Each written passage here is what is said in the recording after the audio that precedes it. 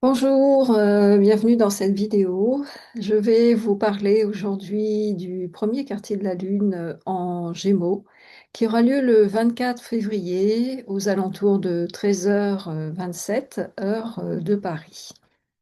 Je vais vous partager la carte du ciel pour vous permettre de suivre en même temps mes explications.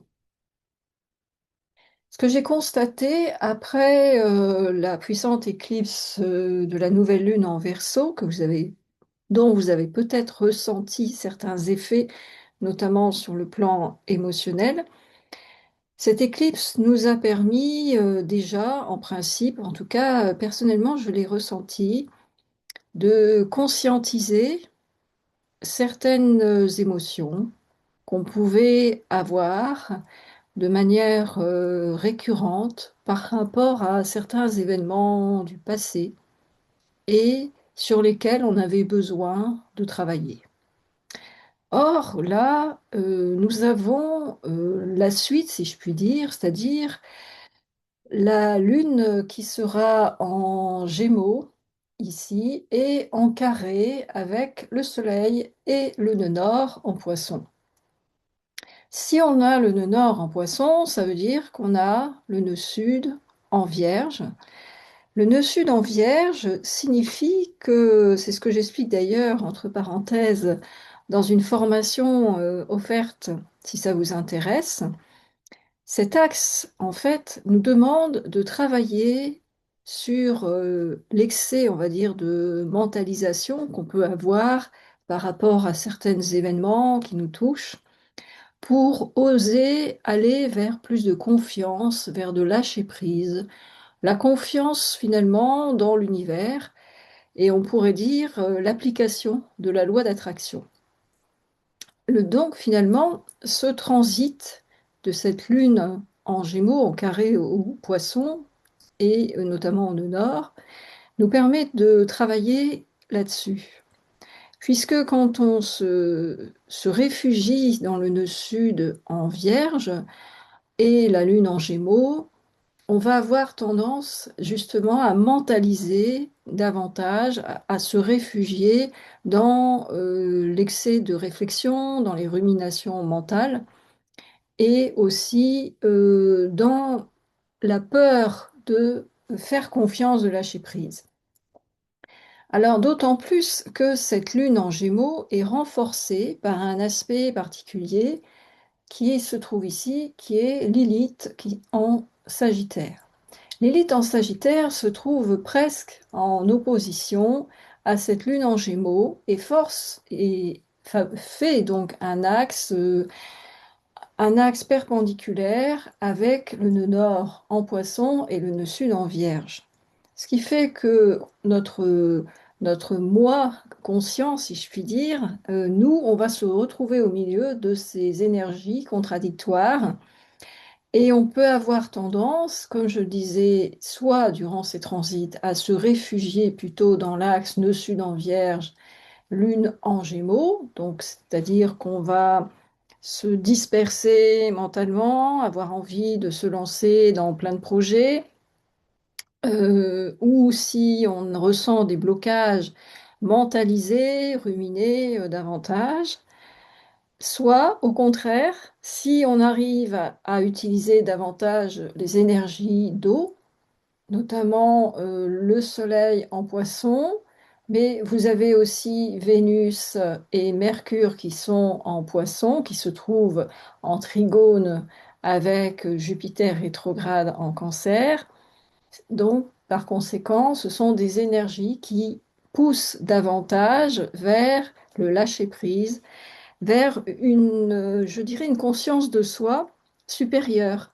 C'est-à-dire que, en fait, selon moi, en tout cas, ce carré de la Lune en Gémeaux avec le Soleil en Poisson nous demande à prendre conscience qu'on est parfois trop dans le mental, trop dans l'ego. On pourrait dire aussi dans les projections, c'est-à-dire que quand quelque chose ne va pas, quand quelque chose bloque, on peut soit se remettre en cause en disant que c'est de notre faute, donc là c'est aussi le nœud sud en Vierge, avec une tendance parfois au perfectionnisme ou en se disant qu'est-ce que j'ai encore fait de mal et ainsi de suite, ou on va projeter sur l'autre en disant si quelque chose ne va pas, c'est de sa faute. Par conséquent, là, ces énergies nous demandent vraiment de travailler sur nous en allant plus vers le nœud nord en poisson, même s'il peut nous faire peur, ce nœud nord en poisson. Pourquoi il nous fait peur? Parce que ça demande vraiment de faire confiance dans le processus de la vie, de faire confiance en l'univers. Alors, je vous disais dans la vidéo sur la nouvelle lune en Verseau qu'il valait mieux éviter durant ce transit de poser des intentions à cause justement de cette éclipse. Mais l'éclipse a pu faire remonter des choses à la surface, certainement. En tout cas, personnellement, je l'ai senti, comme je le disais tout à l'heure. Et à partir du moment où on a conscientisé ça, l'idéal, c'est d'aller plus vers cette énergie lune nord en poisson et de lâcher prise, de cesser finalement d'avoir peur.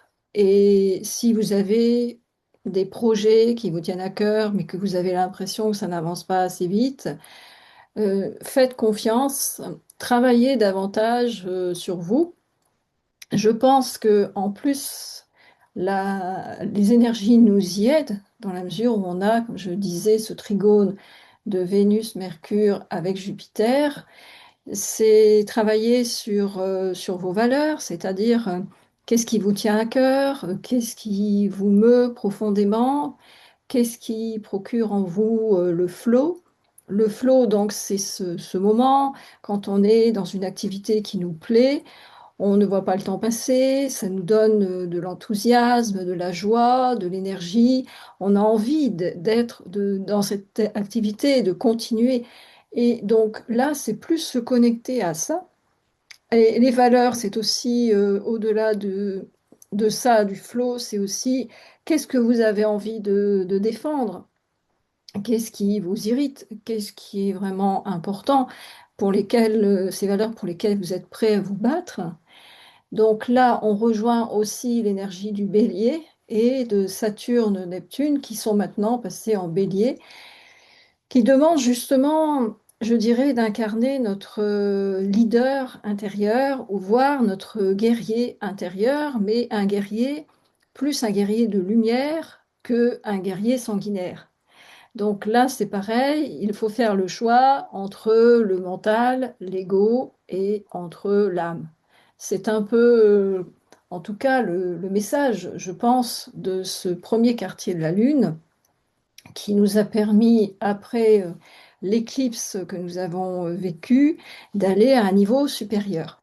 Donc si on a envie de monter en conscience, je pense qu'il sera nécessaire justement de prendre du temps pour pratiquer par exemple la méditation, pour réfléchir sur soi, pour savoir dans quel domaine de vie, puisque là où la Lune va passer, ça va toucher un domaine de vie dans votre thème natal, dans quel domaine de vie vous avez besoin de moins mentaliser et de plus aller vers l'énergie des poissons.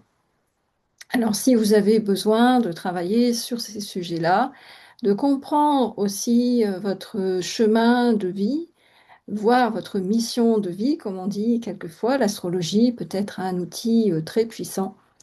Et je vous invite à me contacter. Alors, ça peut être, par exemple, pour l'analyse de votre thème natal ou de votre thème progressé. Le thème progressé correspond en fait à une analyse astrologique qui vous montre où en sont les énergies dans votre thème natal actuellement et l'influence que ça peut avoir sur l'évolution de votre personnalité. Les points aussi sur lesquels il convient de travailler pour justement être plus en phase avec vous-même et avec votre chemin de vie. Je propose aussi un forfait que j'appelle le forfait blocage, qui est plus en rapport avec une analyse des points de blocage de votre thème natal, notamment un travail sur la lune noire, je dirais même les lunes noires, hein, puisqu'on en a plusieurs, qui sont des points bloquants et qui nous font en fait tourner un peu sur nous-mêmes. On est dans un cercle vicieux. Là aussi où se trouve cette fameuse lune noire, comme on a vu, là je vous en ai parlé un peu, entre l'axe Sagittaire-Gémeaux, puisque la lune noire en ce moment est en Sagittaire. Et donc si vous ressentez ces blocages, si vous avez l'impression d'être dans une impasse, dans un cercle vicieux, je peux vous proposer aussi un accompagnement. Je vous remercie beaucoup de votre écoute et à bientôt. Au revoir.